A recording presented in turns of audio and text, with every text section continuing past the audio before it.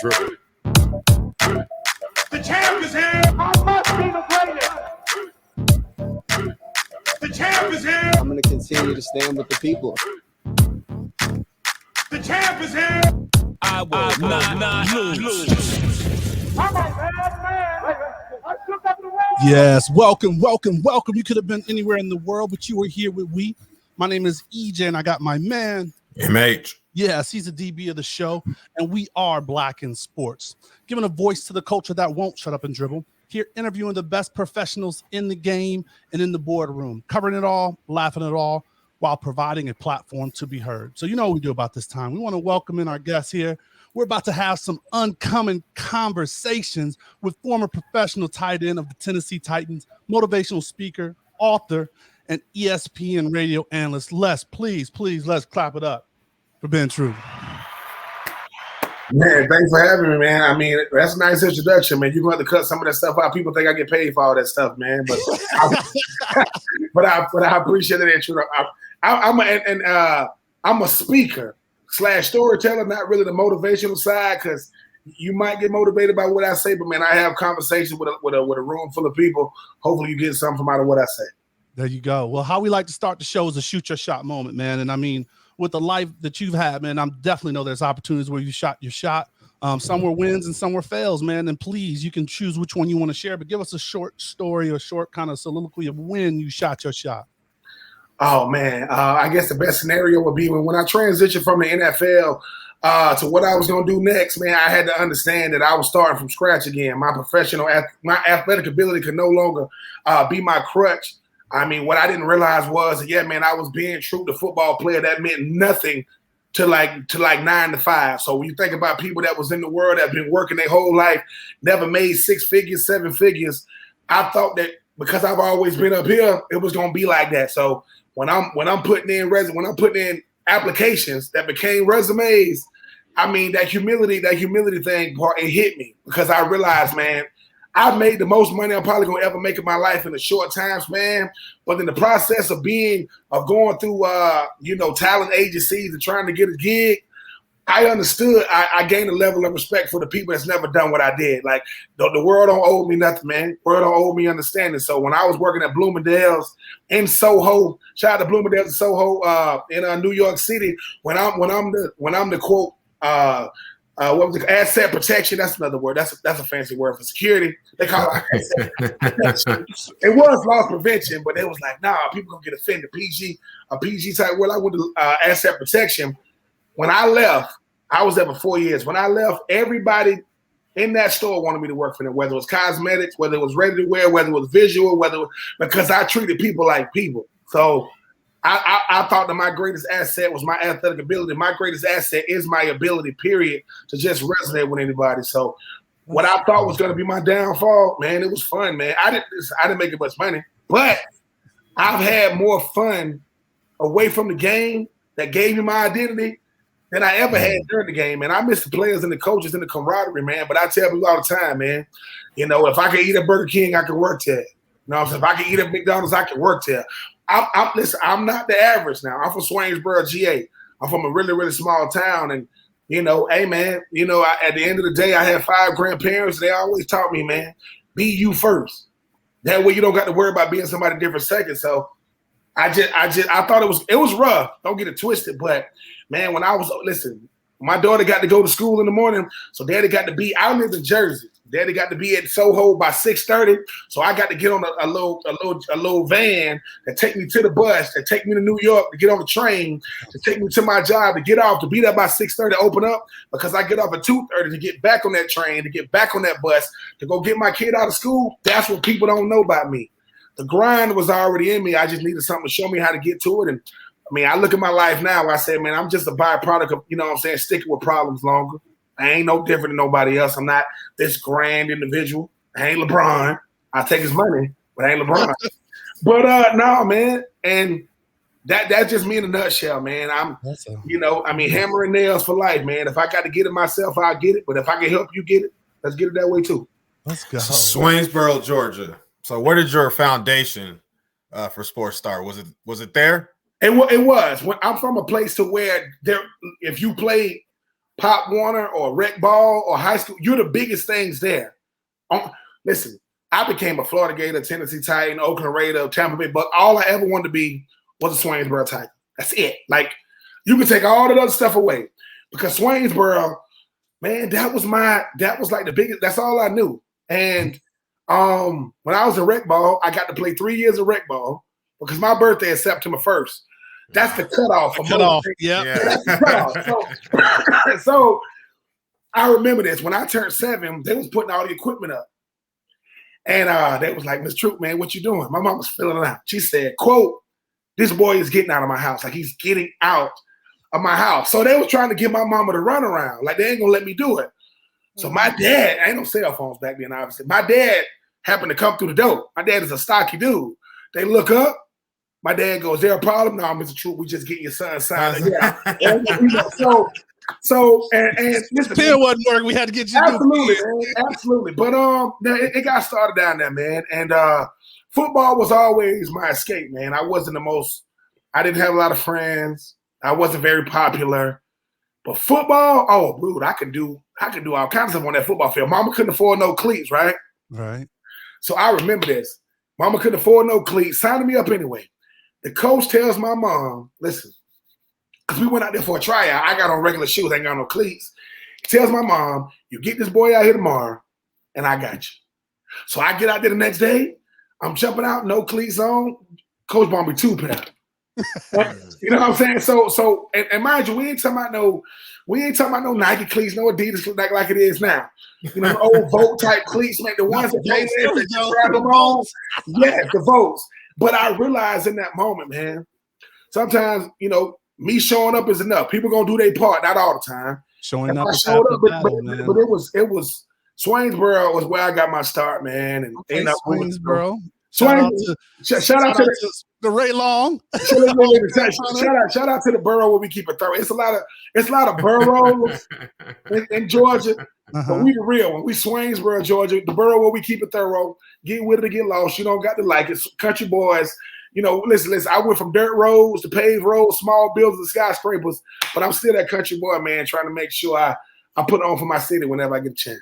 Let's go. So was it just football, man? Like, were there any other sports that you were into, or just like football was the first and only love, or did you? Man. My first love is track. So when I moved to Augusta, the state track meets for recreation is always held at Butler High School in Augusta. When I moved to Augusta, I went to Butler High School. Right. But when I was in Bulldog, shout out. Yeah. When I was 11 and 12. I was in the state, and it was a dude by the name of Eugene Lee. It was me, a dude named Gavin Willingham, a dude named David Gilchrist, and Eugene Lee. That was our 4x1. Gavin was first leg, I was second leg, David was third. And Eugene Lee, that boy had world-class speed. So after the state, we won the 4x1. Dude approaches my mom, Eugene Lee Sr. He said, "Hey, your son ever thought about running?" My mama goes, "Yeah," but I'm looking like my mama. We country bumpkins, man. I'm like, Mom, I think it's gonna be some cheese involved though, right? So then my mom kind of hit him like, how much does it cost? He hit her with that, I'll get back to you. I'm like, oh hell. Somebody don't want to tell you the price right there. But shout out to my grandma, man. My grandma stepped in. My grandma ain't have to know what I want to do. She know I want to do it. Man, my grandma was front. I don't know. To this day, I don't know how much money it costs. I just know that by running track, man, I got to go to Maryland. I got to go to Atlanta. And I made it to the Nationals. That's the highest, and it's like AAU track. The Nationals were held at the University of Florida. I was there when I was 12 years old, representing the top 12-year-olds in the country. And who would have ever thought 5 years later I would be enrolling at the University of Florida? So it was like a prerequisite with what was coming, man. But I enjoyed it, man. I got to go to the Georgia games.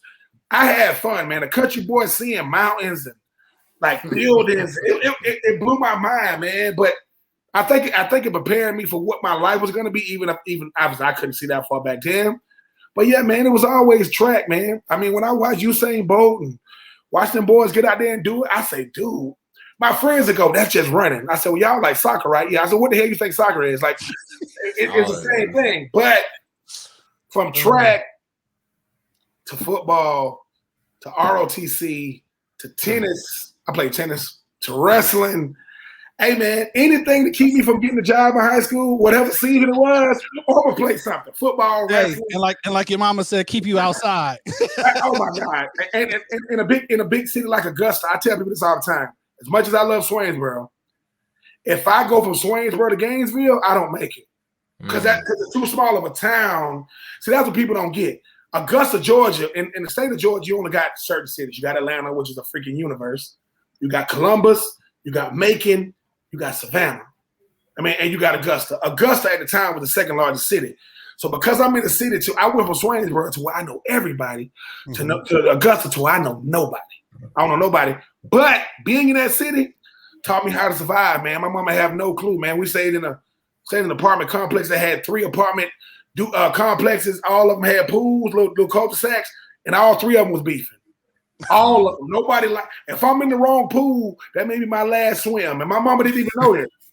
Listen, from gangs, I ain't know gangs to me was something I saw in movies. I ain't know the Bloods and Crips and Vice Lords and Latin Kings. That stuff is real, and that's who in my neighborhood. And what set you from, homie? What?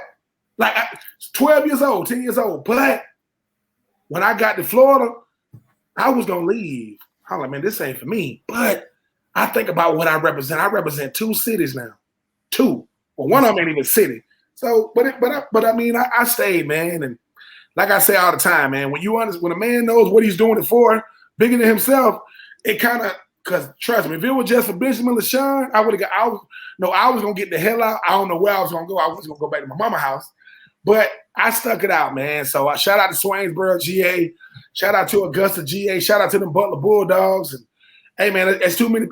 It's too many people to thank, man. Too many people that don't share the last name as mine. They gave a brother like me, man, a lot of gems, man. I picked them all up. I did my best to use them all. Let's go. So what was that moment, I guess at Butler High School, going into to Florida, where you figured out, hey, man, for this football thing is real. I'm really got a future at this. So at my high school, we weren't prestigious. We didn't have Division I recruits every year. So with myself doing that, Carlos Rogers, he was the 7th overall pick. Ooh. In 2005. Yeah. Corner. Yes, cornerback, yes. Isaac West, who ended up going to Furman. So when we come through, man, we used to see in Albany State, Alcorn State, Georgia Southern.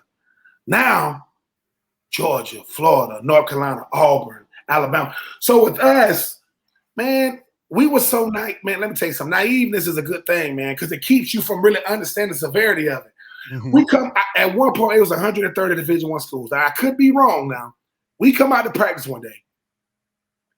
It's like 130 schools across the field, like watching us, right? Wow. Now, mind you, listen, bro, I'm home. I'm tired. I'm not doing nothing extra. I'm gonna go through practice. So we did this drill. We call it meet in the middle. You got a ball carrier. You got a run stopper. Making basketball players for you. Yeah, basketball players. They don't do it. You get to make one move and try to get by. Now, when I played, man, we had this little linebacker. He couldn't. Now listen, I say this respectfully. He was not a little person, but he wasn't far from it. He was about 5 feet maybe, and he played linebacker. So they're gonna put me 6'5" versus 5 feet. Okay, so obviously he's gonna go for my legs. They give it to me. We come in the meet in the middle. He went low, and I completely just dove over him. I just leaped over him, and the sideline went nuts. Mind you, I don't think I'm just being a football player. And man, I remember the power of the media. There was a dude, I can't remember who he was, because I didn't start in high school until my senior year. I didn't play my freshman year. Played on JV my sophomore year. Was the back of my junior year. My junior year. There was a guy from the Augusta Chronicle talking to my coach, David Land. He said, who was that kid right there? He said, who him? He said, this is what he said. He goes, who been here? He said, oh, that's the best kept secret. That's what he said. That's the best kept secret in Georgia right there. They put this dude goes and writes a full story on me. He called me Georgia's best kept secret. When I lived in Swainsboro, my mother used to go to Augusta State. It's Augusta State now. It used to be Augusta College. Going back and forth, my mom ain't got a lot of money trying to raise 3 kids, so we end up in Augusta. I was using 1892 Neptune Drive. That's my cousin address. So I'm getting a letter here. I stayed at 2602 Shalimar Drive. I'm getting a couple of letters. One day, get a knock on the door. It's my cousin. She got two gigantic trash bags. Now, she ain't the biggest person in the world. The trash bag's about taller than her. She tells me, boy, you got to start using your own address. You get more. She says you get more mail than us. She says you get so much mail that the postal worker he doesn't put it in the freaking mailbox. He ties it up in a freaking big gigantic thick rubber bands and sticks it on their front door. And they kept stacking up to the point where they think that my cousin that I live there said, your son, he got to listen. So I'm thinking I'm getting a couple letters. Next thing you know, North Carolina, Clemson. If it was a school in the Southeast, I was getting recruited by him, and all I did was be me, man. Like I was a good student. I tell you this all the time. I wasn't a great football player. I was great at football. On the field, man, I could do that. Meaning, I don't care about no stats, but you put me out there, like as my granddad would say, boy, cleats ain't nothing but dancing shoes, boy. Get out there and dance, boy. I could dance with that ball, boy. I could. So when I look back on it now, the greatest thing Butler High School gave me was options. Most dudes don't know what they're going to do. Man, I had Georgia, Florida State, Georgia Tech, Miami, South Carolina State, Clemson. And once my parents knew, wait a minute, my dad said on the official visit, when somebody came to my house, he goes, wait a minute, y'all mean my son get to go for free? Yeah. Well, so everybody came to my house. South Carolina came, I'm going to South Carolina.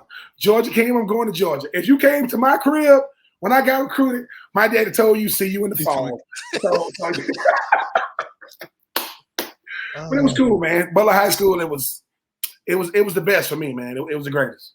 So going back, looking at that, if there was one thing you wish you would have known or done different during the recruiting process, right? Because we talk a lot of people about this, and even MH and myself going through the recruiting process. Is there something you wish you would have known or that you would have done differently? I would have used my influence. Like I didn't know how big of a recruit I was. I didn't know because like I said, coming out. but what happens is, man, let me tell you something. I don't know what it's like to be a beautiful woman in the room for them dudes, but that's what it's like. Like it's like that. It's like you walk in and a bunch of grown men tapping each other. It's the craziest. Now listen, it's a beautiful thing, but you also realize they doing this everywhere you go. Meaning, if I go to Georgia and they got all these dudes, they pulling me to the side. It's like they saying, hey, shorty, come in for a second. Let me holler at you. But, hey, man, you look nice, man. I told you your name Ben, right? And you like, yeah. And they saying Swainsboro, right? And you like, yeah. Butler, right? Yeah. And you like, how do they know this? You walk in the room, a coach got a bunch of pictures all over the wall, and it's all you. You walk in the coach's office, they go, you. How they do? They ain't got your face, but they got 84 with Troupe on the back, all newspaper clippers. And you start realizing most of these dudes here, they just fill us. They not coming here. They just got to make these guys over here a perception. The reality is they want you. So when I'm coming back to school and people, you guys saying he got game, right? With I wasn't Jesus Shuttlesworth, but I wasn't far. Listen, I wasn't far. So all I'm saying is, I'm 17 going on these visits. I graduated high school when I was 17 years old. So I get to college. I ain't even old enough to sign my. They didn't even let me sign my stuff. That pissed me off. That pissed me off to this day. I'm like, man, so looking back on it, I would tell the guys coming behind me, hey man, if they cheat you to get you, they're gonna cheat you after they get you. Trust and believe. If they give you something to get you to come, they got you. Cause they gonna survive this. Now, mind you, I'm a tight end, man. Ain't no quarterback. They wasn't giving me anything, but that sweet talking stuff, man, that stuff works, man. They know you top to bottom, but once they realize you ain't going to their school, they flip on you. They flip on you quick. Immediately. But at the same time, too, man, once moms told me I was going to Florida, I still took all my visits. And you going to Florida, cool. I went to Georgia. I went to Louisville. I went to South Carolina. I went to Clemson. But I was squeaky clean, man. I think what happens is with a lot of these young men, we got such crazy past to be young as we are, they ain't have nothing on me. And my daddy was in prison most of my life. Couldn't even use it against me. Now if they could have, they would have. But yeah, man, it was going back on it, man. I wouldn't do nothing different outside of the fact that you know, when they trying to pimp me, I wish I had some slick talk to come at them. Absolutely. I ain't have nothing to give them. All right, so let's jump into like, so I mean, extraordinary, like, you know, going into college, top, you know, college game, you know, during your time there, you guys were SEC champs, beating Auburn, and then you get into the NFL, man. So how was it playing with at the Titans? And, you know, are you still like, how do they treat their alumni? Do you still kind of go back and interact with them? Yeah, man, the Titans was great, man. I mean, I get paid to play football, man. I ain't got nothing but good things to say about it. They made it so I never had to leave the South. That's what people don't get. Grew up in Georgia, college in Florida, pros in Tennessee. So I went this and that. I just had to get used to Central Time. That Central Time used to mess me up because I'm like late for meetings. Oh no, it wasn't that. But if I'm getting on a flight in Atlanta and the flight say you leave at 1, you get there at 1. Yeah. What the hell y'all talking about, lady? What you mean I get there? I'm leaving at 1. But I will say this: Aaron Kinney, who played in Florida 5 years before I got there, he played tight end too. He took me under his wing, man. He knew I had athletic ability. I could play the game, but I did not know how to be no professional, man. Now, getting drafted makes me a pro. I'm a pro. That don't make me no professional. It is two totally different things. My athletic ability really got it to where a team wanted to draft me. I didn't know what the hell I was doing. It's almost like you forget everything. So when I got there, man, Aaron Kinney took me on his wing. Him and his wife, Julie, man, he showed me the ropes, showed me how to be a professional. Never, ever looked at me what I was supposed to be. I'm his competition. He didn't treat me like that. And there were things I could do Aaron couldn't. There were things Aaron could do I couldn't. You put us together, we had fun. So for me, the NFL, make no mistake about it, man, in the grand scheme of things, NFL is awful because it's a business. It's cutthroat. It's not cutthroat because it wants to be. It's cutthroat because it has to be, man. When I get drafted, I'm one of 14 guys. And Steve McNair, the great Steve McNair, told me in front of all the draft picks, in front of all the free agents, hey, what's your name? Ben, yeah. Don't get cool with them dudes over there because they won't be here. And I'm like, oh, what you mean? Because he realized, look, bro, I'm just telling you what it is. Like my rookie year, my rookie minicamp, if I wasn't a second round pick, I wouldn't have made it. I was awful. I couldn't remember no plays. I couldn't remember what I was doing. I was tired as hell all the time. But once I got it, I understood, man. When you're a professional, boy, somebody told me this and I stick to it to this day. They say most people do stuff to get it right. Cool. Professionals do it so long, we don't know how to get it wrong. Now, we can get it wrong, but that don't mean – so I understood that when I drop a pass, that's affecting the whole squad. That's affecting the money. Because, listen, man, that playoff checks, people listen. Tom Brady going to the playoffs every year, bro, that's almost $200K. Jeez. I'm just forget the ring. Wait a minute, I got $200K? Yep.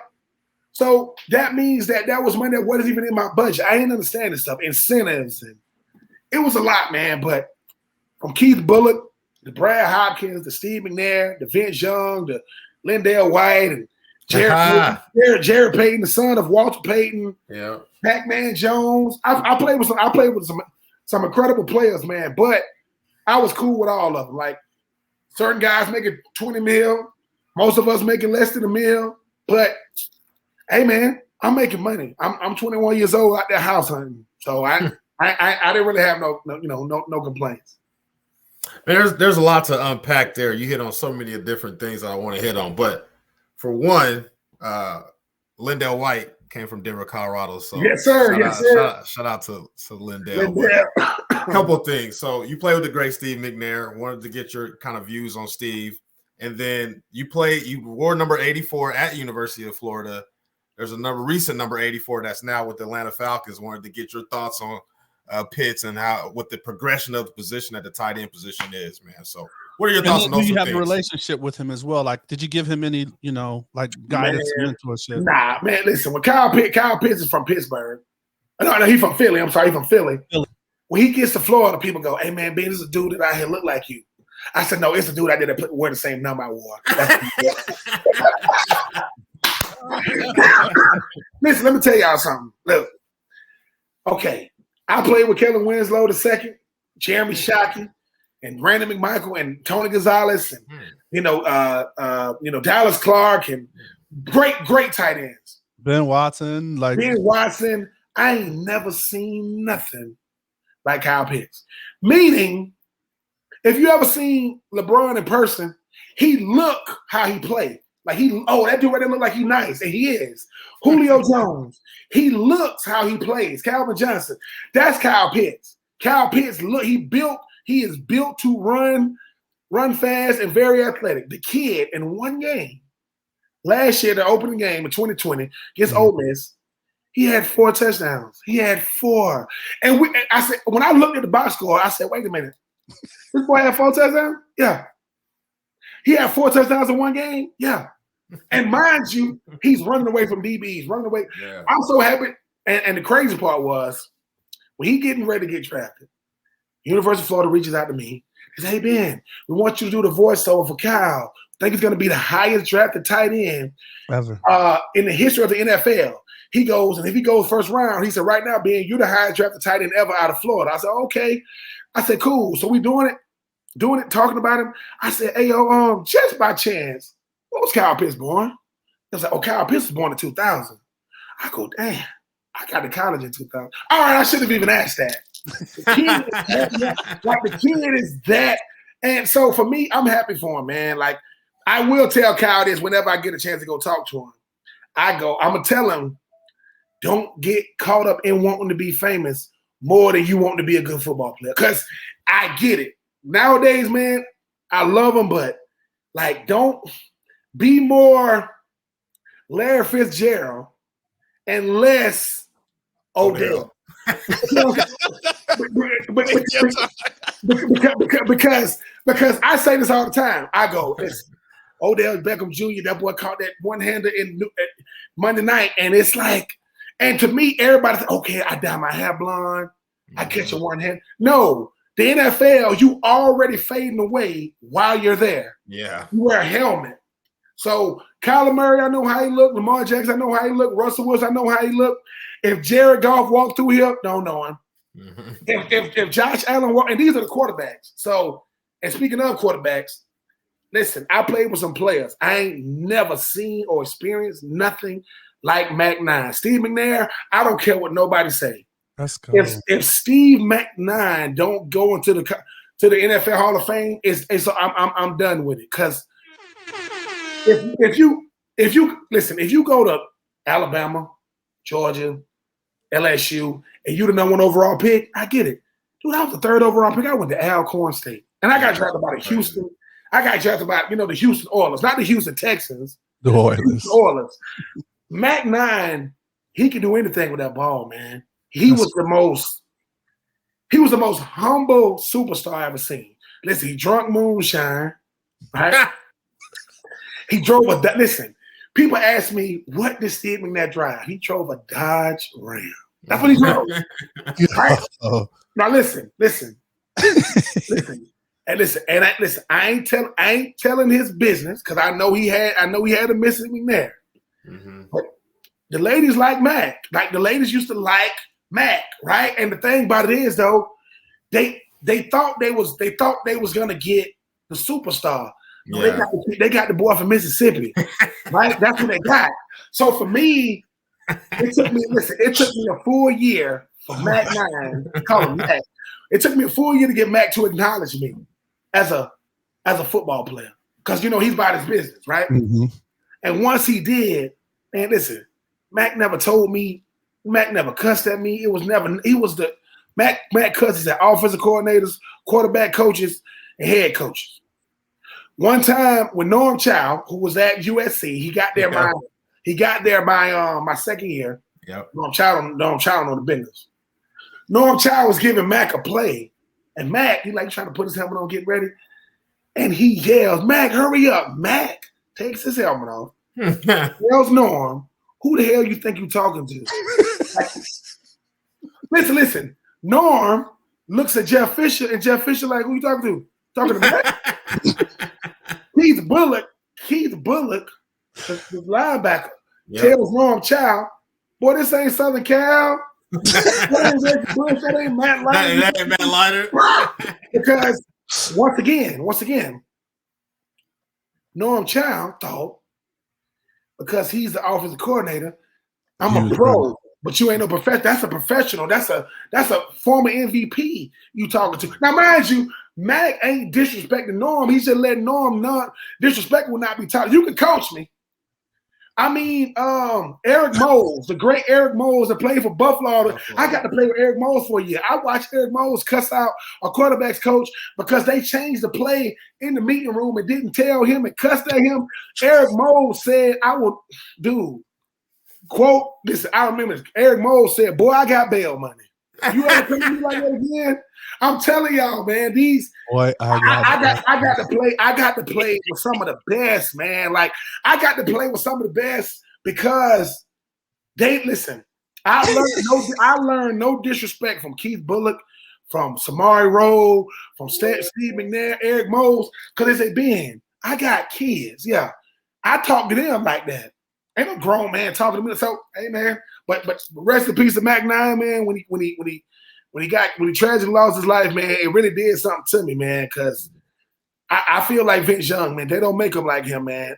It's a lot of fakeness in the NFL. It's a lot. It is just rampant, man. I got to play with some of the realest football players all the time, man, because they was real dudes away from football. Mm-hmm. I'm so indebted to those dudes, man, because I didn't realize what they was giving me. They was giving me game, but when I'm trying to learn this playbook and perform, I couldn't really absorb it. But, man, being away from football now, man, I got to work the draft in 2019, man. I saw a lot of those boys hugging each other, saying, boy, we appreciate the type of man you are. So, yeah, it was love, man. But McNair taught me there's a difference between cussing and coaching. He said, look, that coach that's cussing at you, he said, boy, they drafted you. They hired him. There's a difference. Oh. That dude, he says he's coaching the best players in the world. Oh. That man could be anybody. Yep. He said, I'm not saying he ain't earned his dues. He said, but he ain't have to play in the SEC. He ain't have to do what you did to get here. And his son that coached me played at Florida State the same position. And his son didn't get drafted. Your daddy is a tight end coach, and you didn't get drafted. So, hey, man, McNair makes it so that now with my current career, when I first got there, I had to tell my boss, you can listen, man, I'm your employee. You can, we can talk. There won't be no disrespect, bro. Because this is what I told him. If we were out in the street, would you say to me, now, you know what I'm saying, out there, he go, no. So just remember, if you can't say it out there, you can't say it in here. I'm not threatening you, but if my kids just happen to be with their daddy at work and you come in here cussing at me, they're going to be like, daddy, who the hell is that? I don't know who the hell that is, baby. Talking to daddy like that. Because I got bail money. and it's a microcosm for everything I do. I work with people, man, they think they bought that. I say, that's the boss. That's the boss. He can do whatever he wants. I said, no, he can do whatever he wants with y'all. Because I told him this, and this I told him this, and this when he got it. This when he realized, I said, listen, man, I want to be free more than I want a job. Trust and believe. I have to provide for me and my family. But if you paying me for you to talk to me like I'm here and you here, nah, bro. I ain't finna blow this place up, but it will be no more. It will be no more. And like I said, and I do have bail money. Yes.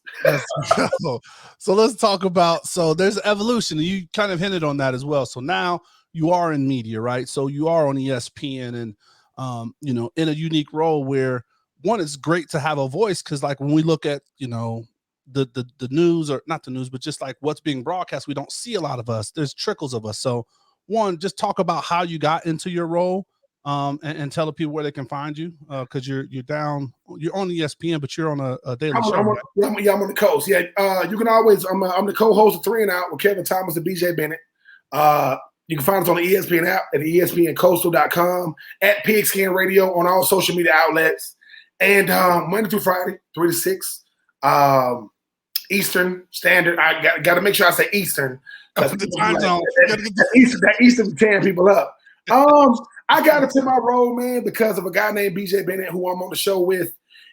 When I once again transitioned from football, he introduced radio to me, and I was living in Tampa at the time. I drove up to Brunswick, and it's how he did it, man. Like, he did this thing with his voice. Like, we sitting there talking like we talking, and then all of a sudden he go, "Hey man, welcome back to so-and-so, so-and-so." I'm like, and in his mind, he don't hear it because he do it every day. So he get off, I go, "Yo, how you do that?" He go, "How I do what? How you do it with your voice?" Like, I'm not doing anything. And then he'll say, "Hold on, welcome back to so," he's doing it again, right? But he did something for me, man. He told me I sucked. He said, "Ben, we like you coming on the show, dude, but you ain't good. Like, you just be going, you ain't really answering questions, you just rambling." And later on, right? Later on, we became best friends, right? And he told me something. He says, real friends don't patronize you. The world does. If I'm going to lie to you, bro, I'm just like anybody in the street. He said, I didn't tell you sucked because I was trying to hurt you. I told you sucked because I'm trying to help you. So what happens is now, there's another thing that I didn't know I learned. I was coming on, they call it Troop Talk. I came on from like 2011. Oh no, by 2010 or 9 to like 2017, every Wednesday, Troop Talk. People think I'm on the show. When I lived in Jersey and I worked in Bloomingdale, this is what people don't know. I'm still coming on every Wednesday, even if I'm at work. I got to take a 15-minute break because I got to go do my segment. Right? You know, to this day, people don't know this. When I get there on Mondays, BJ and them taught me how to sell me, not a gimmick, me. So I started on 3 and Out with them. I would go on ESPN Gainesville. I would go on ESPN Huntsville. I would go on the newest Scruggs show. I'm going to all these different shows because I know how to say, man, y'all boys want to bring me on. So I'm getting all this tape. Plus, I'm going out to all these audiences. When I finally got hired in 2017, I'm sitting down with our sound guy. His name is Mark Douglas. Mark's from Connecticut. He's been in the business like 30 years. Mark sat me down and said, Ben, I want to apologize to you. I'm like, for what? He said, when they said they was going to hire you, I told them I don't want them. Whoa. Because he said, I'm thinking for an athlete, prima donna, lazy, don't want to do anything. He said it was me, it was him, BJ, Charlie. Charlie is the big boss. He said, BJ, who is a type 1 diabetic, by the way, has a wife and 2 kids, said, if this dude ain't good enough, you can fire him and me. I will put my career on the line for this dude. Because he's gotten to know me over the years. Like, he said, this is what he told him. He says, the only reason why Ben gonna work here is because he don't want to work somewhere else. If the boy wanted to work at SC Network, he could. And he said, and if he ever wants to leave, I'm gonna make sure I help him get there. Because he said, because quote, remember, he's doing us the favor. Yeah. Wow.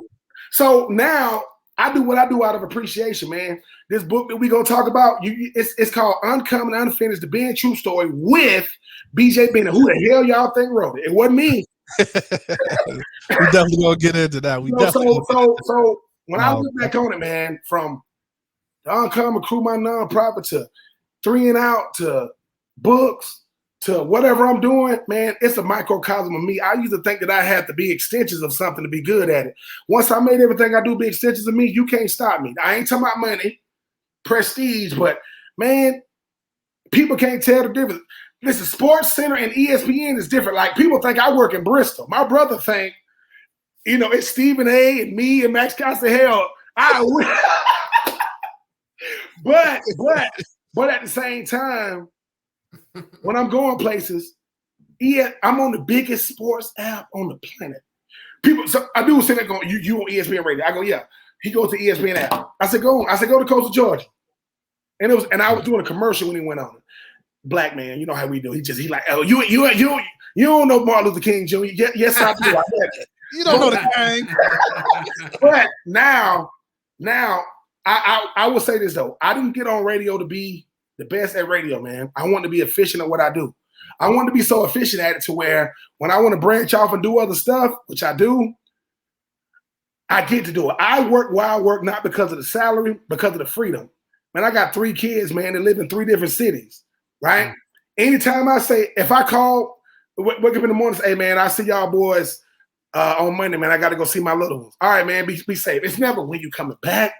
how long you go. That's why I do what I do. Because, man, if my kids ain't my number one priority, man, I mean, radio it's gonna go on without me. So, but I love what I do, man. I'm not saying I don't. I love who I do it with. And hey, man, for 3 hours a day, man, I talk that talk on these radio waves, man. And last time I checked, I ain't got no cease and desist, so don't come back no more yet. So I still got a job with it. Yeah. All right, and hit him with some quick hits. Yeah, shout out to your favorite teammate. Who's your favorite teammate? Aaron Kenny, man, it ain't even close. I mean, without Aaron Kenny, I don't even make it 1 year in the league, let alone 5. It's EK all day. Top 5 movies. Oh my God. Top 5 movies. Number 1, I'm sorry, people. Friday. Friday is one of the best movies ever made. I don't care what nobody say. Number 2, Bad Boys. Love Bad Boys. Listen, man, I know people finna call me. Number 3, Glory. I love that movie Glory with Denzel Washington. Number 4, I Love You, Ray. Hotel Rwanda is one of the best movies ever made. And number 5 for me, and probably my number 1 is Predator. I love that movie Predator. It's crazy. It's crazy, right? But I love it. I love it. we were going down this list. Yeah, we were getting hard, right? They're like, wait. Yeah, I'm all over the place, man. Let's go. How many different ways have you ate raccoon in your life? I've never eaten. If I have, I don't know I've eaten it. But listen. Now this thing, I'm country, but I'm not country.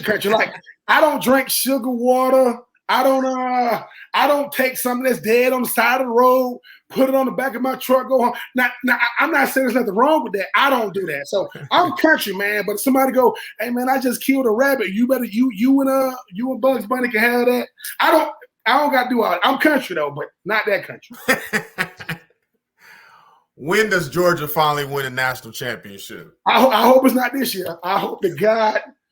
I mean, if they do, it's my fault because I talk so much trash about them. You know, if they do, man, I will say, hey, congratulations. You're no longer at the little boy table at Thanksgiving. You can come over here with the big kids, with the grown-ups. But I will say this: if they don't win it, they're gonna hate me. Because let me tell y'all something. Georgia fans live in a naive world. If you haven't won a national championship in 41 years, I don't care what you've done, right? I don't care who you did it against. You've never been the last team standing. And because I was born in 82 and not 80, I've never seen it. So I want to keep that legacy going. I don't want to live in a world that the University of Georgia is winning national championships. Taxes are already high as hell. I already got to pay $4 for gas. Can't deal with these Georgia Bulldogs, man. Come on, guy. Give me a mulligan. Come on, man. I'm good, EJ. I'm good on that one. Yeah. Oh, let's go.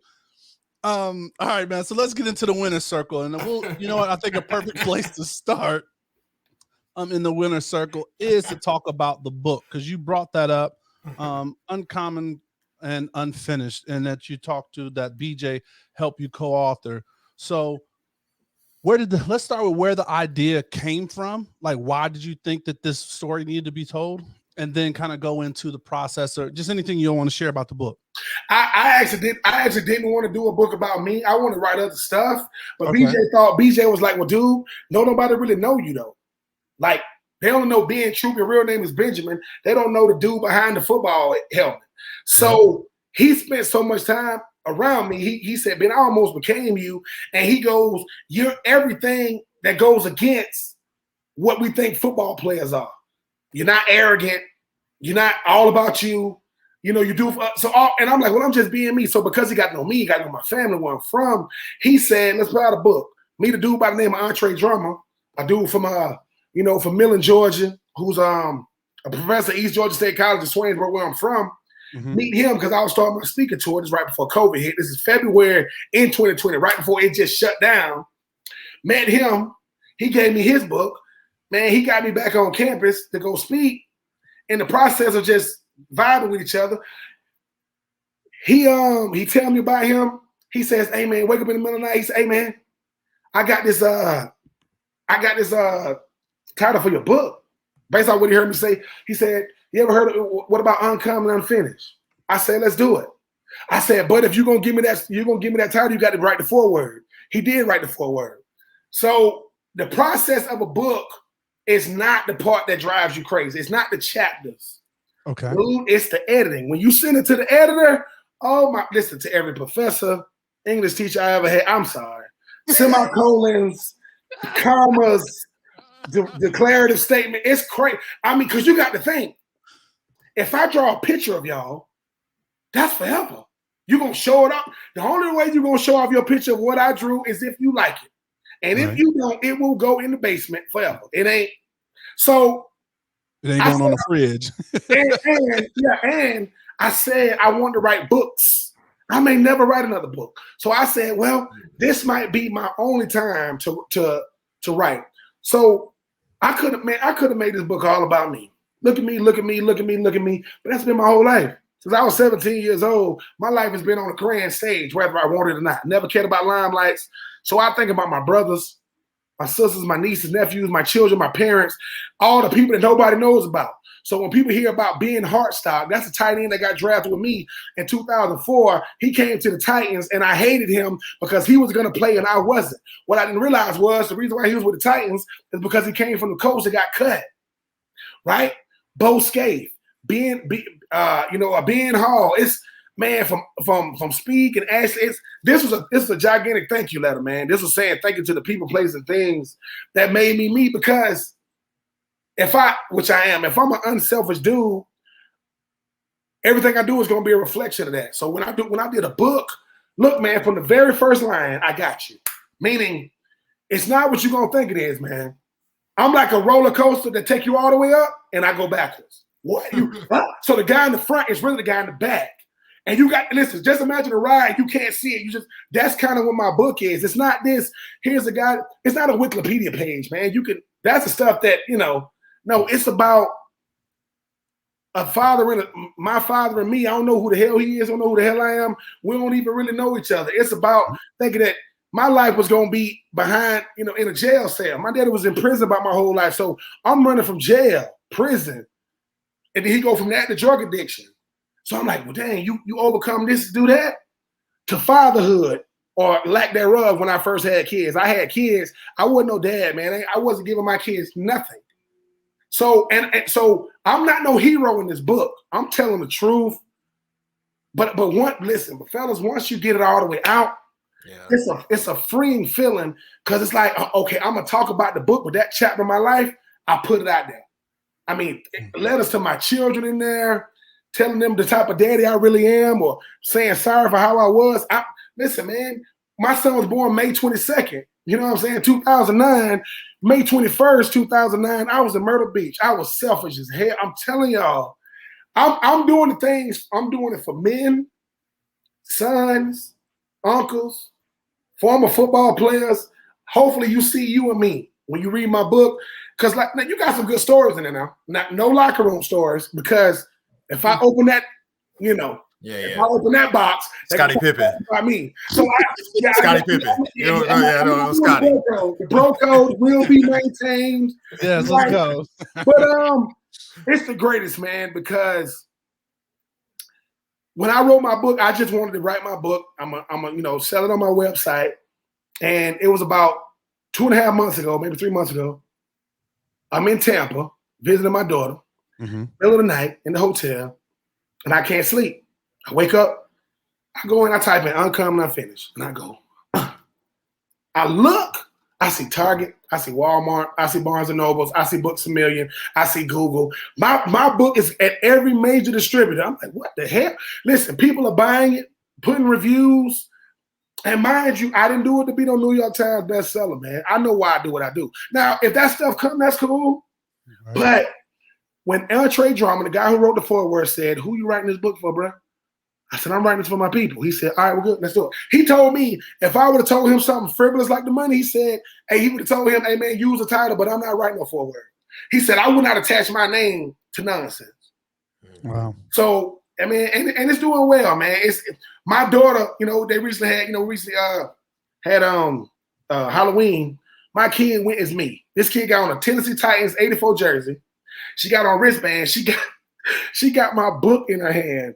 That's what she's walking around in school. Like, hey, Daddy, you an author too. So, hey, man, if my kid could have picked anything and they want to be me, hey, I'll take that. Yeah, that's dope, man. You mentioned the word when you were speaking about therapeutic. As somebody in your unique position that played in the NFL, I guess a lot of people are probably depending on you, are expecting one way out of you.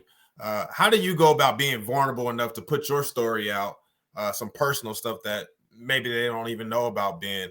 How therapeutic was that for you? It was the greatest, man, because that's who I am now. That's not who I was. Vulnerability to me was not something that was taught to me by my dad because my dad didn't know how to teach it to me. Mm-hmm. And I used to think vulnerability was weakness. Vulnerability, man, is one of the greatest truths a man can live through because he's being honest with him. Forget who he's being honest with. I'm being honest with me, man. Like, why would I want to put something out there that every time I see it, I know it's a lie? Like, every time I see it. Plus, I ain't got nothing to hide, man. Like, if somebody goes, all right, bro, what you gonna tell them? I'm gonna give them me. They're gonna say, you gonna tell the whole world that you wasn't a good dad? Hell, my kids gonna tell them. Like, they the ones who felt the effects, right? Right. So vulnerability for me, man, is my superpower, man. Can't nobody tell you about me better than me. I mean, people can tell you aspects of me, but when I come in and say, bruh, just because you have kids don't make you no dad, man. What? Or, hey, man, when my 50-something-year-old dad told his then 32, 33-year-old son how he felt about him in the car, this him talking to me, it saved my life. Because until then, I didn't know who I was. Mm. Or when I say my youngest, she changed my life. My daddy saved my life. The same man that gave me life saved it. Because there are certain things you don't grow out of. I don't think as a kid out there, whether you know your parents or not, don't want to make them proud, even if you don't know them, right? So I didn't know if my dad thought he was proud of me because the NFL, man, I thought we was enemies. Listen. Money don't change people, man. It just reveal who they always been. They don't change anybody. So in a sense, my daddy only asked me for stuff. He never told me what I meant to him. Never. But listen, so when I'm at my wit's end, I'm at rock bottom, and he's doing better. He said, son, you got to know you my son. So if you hurting, I'm hurting. It don't matter how I'm feeling if you hurt. So when he told me how he felt about me, man, I mean, I took off. Because then, okay, my dad do care about me. Mom's always been there. But it's like, now, man, when I tell people stuff, I get that from my pops. I say this. I said that my pops couldn't teach me vulnerability, but he was teaching it. He wasn't physically saying it. Yeah. He was living it. Showing it. You feel what I'm saying? So now, when my dad say, son, the only reason why your daddy got a life is because y'all gave it back to me. Y'all are my he said, I wasn't no dad to y'all, but them 10 grandkids I got, them kids, they love me to death. I said, yeah, daddy, because they don't see your flaws. And in a sense, I asked myself, why was I looking at my pops through what he didn't do when he did so much? So yeah, man, vulnerability has been the greatest for me, man. And I do speaking engagements, and I hope to do a conversation series called the 84 Reasons Sit Down series, because when I'm sitting on that stage and people saying, man, I thought you were gonna come here talking about the whips and the chains and the bras. And I said, no, bro, you got rappers for that. They can fabricate that stuff for you all the time. I said, I'm here to talk to you about life. Here to say that when somebody told me, and it killed me, they said, Ben, your life is directly attached to somebody else's destiny. Somebody else gonna make it if you make it. So if you quit, they done. I'm like, what the hell? Like, think about it. There is somebody out there that needs you to make it. That way, when they meet you, you ready to give them what you there to give them. Now, I didn't know what they talking about at the time, but Ron Zook, my coach in Florida, told me, he said, if they ever know, he said, the people only remember you as a football player. He said, you have wasted your time, you have wasted your gift, and you have wasted your purpose. That's what he told me. When I'm trying to get ready for Tennessee, I'm like, what the hell, man? I'm 20 years old trying to get ready for these games. But people have always saw past what I was showing them. Always. Football player, man, because Ron Zook told me, boy, when football ends, your life begins. When football ends for you, authors, this stuff blows my mind that I'm doing. So yeah, man, that vulnerability piece is something that I live through it now. And listen, I ain't telling other men this what they got to be or what they need to do. But the sooner they accept that, boy, I told my friend got a little girl. My friend got a little girl. He said, I don't do no tea parties. I said, boy, sit your behind down, put that little thing on your head, drink that fake tea. He goes, why? He says, Troupe, I ain't built like that. He said, yes, you are, because that little girl is going to think how you are. That's how men are. Message MH. You know what I'm saying? I still ain't putting that on. Message. Hey, listen, so we don't run out of time, man, because you still got a bunch of other stuff. So you did do I want to briefly, man, so we can jump and touch all this. So really quick, touch on the children's book you did and why you did that. And then also we want to jump on We Win. Judy and John came from a friend of mine named Miko. She was Miko Isidore. She's Miko Polk now. Met her when I was in Nashville, way back when I was a player. We kept in touch, man. She came like a sister to me. Fast forward here, like 2019, we were talking about doing something together. She told me about the children's book. And unfortunately, True Vine Publishing, Timothy Bond, the guy who published my children's book, he published my book too. So he published my children's book first. And Judy and John, man, just a life of times of little black and brown boys and girls, man, talking about their experiences. And she pimped me, though. My daddy named John. So she called me about Judy, and she said, hey, man, you ever thought about having a guy character? Like, yeah, like, what about John? Well, yeah, she said, your dad named John, right? Like, yeah, she said, right. She said, so right about John. I'm like, oh, shit. But now I'm doing two different worlds. I got the kid world, and I got the adult world. But man, I enjoy that too, man. To have my niece and nephews at their school, I'm going to their schools, talking about this is my uncle's book. So, hey man, the next generation of troops, Bellingers, they're gonna come up knowing they can do whatever. So college check, pro sports check, military check, author check, social work check, entrepreneurship. These kids, they already spoiled as hell. They already think they can do anything, and then we get to be that for them. That way, hopefully, my floor is their ceiling. Hopefully they'll break through that thing. So tell us a little bit about We Win Enterprises. We Win Enterprises, man. We Win Enterprises. It's the We All We Got. You told me off camera too. WEAWEN stands for We All We Got, We All We Need. That's who I am, man. It's an acronym for life, man. And We Win Enterprises. Somebody told me, hey man, I can call my LLC what I want. Like, yeah. They're like, what is it? We Win? No, it's We Win. But it's spelled, no, I spell it the way I want to spell it. But no, man, it's what I do with everything that I do. Every time I say we all we got, we all we need, that's how I made it to everything I did. It's a we thing, not a me thing. I trade the words I and me for us and we, and that's my brother. He's somewhere right now, truck driver, out there getting it. If I say, boy, you gonna make it, say, boy, we all we got. Keep going, because that lets me know, man, I'm doing it for more than just me. Us and we, man. I like that. I like how that. And hopefully I can get your daughter, get you in that tutu, man. We'll see. Yes, it's I ain't quite there yet, man. I ain't quite there yet. So I guess the process of writing these books, man, and quickly, man, what's the next step for you? What's going to be next step? The next step for me, man, is I want to have my own production company. I work in the media. I understand that if my story isn't compelling because it's me, my story is compelling because I wrote it. Mm-hmm. I'm not. So I want to be able to tell these stories, man. It's a lot of people out here that need a platform because the story is already built into their life. Man, I can get some cameras. I can get some LLCs. I can say action. We got plenty of free platforms to put them on. Tyler Perry, holler at me. I'll take your money. Right? You know what I'm saying? And like I told you guys too, man, the 84 Reasons conversation series is something I really want to do on these college campuses, man. A lot of these students, they struggling. And if you get them in an open forum and I show them that you can holler at me, and I'm sitting there with a moderator and we just answering questions. I don't know if you guys know who Gary V is, but Gary V, I love the way he answers. He blunt, he honest. That's going to be something I think I can do forever, man. It's me. There is no expiration date on what's in my mind, and I feel as though I got something to get these crowds, man. So 84 Reasons Conversation Series, 84 Reasons production company, and we'll see what happens with those. Let's go. All right, so wrapping it up, man. This is the final part, man. So what we like to call this is dropping the assist or coaching jewel. So give us a word you live by. I mean, you've given us quotables all throughout this, but just give us quotes you live by or something you would tell your younger self. My younger self, Don't be afraid to lose, you know what I'm saying, in public. You know what I'm saying? Because I lose in private, but I'm something different in public. Don't be afraid to lose in public, man. Flaws are only flaws because we make them that. I don't believe the flaws are flaws at all. Like, it just makes you you.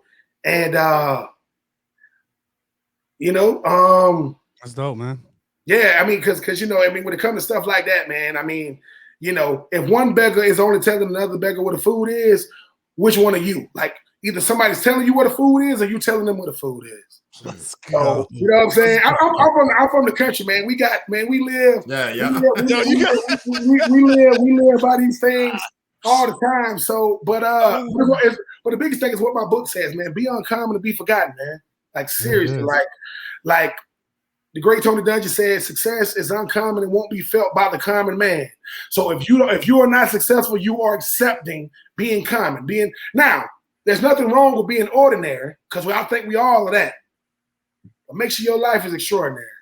That's what I am in a nutshell. I'm an ordinary dude, but the life I got, oh my freaking God, I'm jealous of that dude. I really, really am, because people think that my greatest legacies is Uncommon and Florida and radio. My greatest legacies is BJ, Mia, and Yaya. I got 3 of them for life. My kids, bruh, I gave that to the world. People say, how do I make the world better? Man, I gave them 3 of me. You know what I'm saying? So, and in a sense, that's not arrogance. That's not even confidence. That's not even confidence. I'm convinced, man. I got 2. Listen, let me tell you, I got 2 beautiful daughters. What did I do? I got 2 beautiful. My daughters was born in the same year, in the same month, and they are not twins. Right? So I've gotten better. So I only got 3 kids now. So but yeah, man, I want to be able to give this to crowds, man. Not even for the money, man. I want to be able to sit in the crowd and tell somebody, man, bruh, we all we got. Ain't nobody else coming. We look around, nobody else coming, right? And the minute I can get us to accept we all we got, man, a lot of stuff goes away. Like, when old girl told me about y'all podcast, she thought she had to sell it to me. I said, just tell me when it went. She's like, well, yeah. Because, man, listen, this is what I'm supposed to do. Ryan Clark, that's on TV, he said, Ben, boy, if you're doing what you're supposed to do, ain't nobody in your lane, man. Ain't nobody in my lane, man. It ain't crowded. It ain't no traffic. So when I first got on radio, I wanted to be on stuff like this. So now people think, well, Ben, now you, people think that I'm not accessible because of how I make it look. They never hollered at me though. They never say, hey, Ben, you think you can? I'm telling you, and that's what I do. I'm a country boy, man. So when I go home, ain't nobody worrying about no ESPN apps. They trying to eat. They trying to. You know what I'm saying? So and they can go to your website and request you. You got the interview section right there. And listen, when they see the BenTroupe84.com, man, that's just to let you know, man, that I can do both sides, man. You can catch me on the street and holler at me, or you can do the professional way and go do that. But either way, man, put me in a position to holler at me first. That way you hear no from me. I don't got no publicists. Absolutely. I don't got no managers. Because if I do, they may say something that don't represent me. They said, hey, she said or he said, you don't want to do this. Who was he and she? You know what I'm saying? So, yeah, man, I enjoy what I do, man. I enjoy being me. I try to get people, man, enjoy your life first, not what you do. Enjoy you first, then hopefully everything, because I didn't know that somebody tell me that a man's career is a direct reflection to not his happiness, but his sanity. If a man hate what he does, everybody gonna have to feel it for wives and kids. But I enjoy what I do, man. I do my best not to kill Kevin and BJ every day from 3 to 6, and we have fun. But they say, Ben, we appreciate you for being you. I say, hell, I don't know how to be nothing else. Everything I do, I'm this, from sports to radio to book sales. So, hey, man, I mean, I asked my publicist, how many books do the average person sell? He said 0. He said there are people that publish books every day and they don't sell any. I said, I've sold a bunch of books. He says, think about that. You done sold a bunch, and this ain't even your livelihood. That's people sell zero. That's crazy. And JudyandJohn.com, every single dollar made goes to needy families. I don't spend none of it because there's needy families out there. So that money sit in the bank until Miko say, hey, Ben, somebody want to go to ballet school. How much do it cost? $200. I send it to her. So, hey. That's beautiful. Good stuff, man. Wow. Really good stuff. All right, MH, final thoughts. Appreciate you, Ben, man. Appreciate you walking out with us, bro. No, I appreciate y'all, man. I mean, EJ and MH, man. Understand this too, bro. This may not be only one time. I tell people, listen, y'all got to have me back. I saw the Colin Kaepernick, and listen, his Netflix special, I love it. It is pissing white people. I love it. I love it. But because listen, next time I'm on, we're just gonna chop it up about life, whatever y'all want to talk about. I'm from the South, so absolutely. Well, we got the locker room. We need to bring you in the locker room, man. And let's do it, man. And listen. I mean, and shout out to them Denver boys. Old Chauncey Billups. Yeah. Right. Shout out to the Denver boys. But it's too freaking cold out there, man. You can't even breathe out there. It's crazy. So you're a South boy, you Southern boy, you right. Listen, I got a big coat, but I gotta breathe. You can't even breathe in Denver. Nah. Hey, well, listen, man. Thank you all for listening. We definitely want to thank our guest Ben for tuning in. Please hope you enjoyed the show as we did. We have new shows dropping every Thursday, so please subscribe to the YouTube channel because visual representation matters. And you can subscribe to the audio podcast wherever you listen to podcasts. But please remember, stay safe, practice gratitude, and know we're rooting for you. Screaming, all us blacks got is sports and entertainment until we even.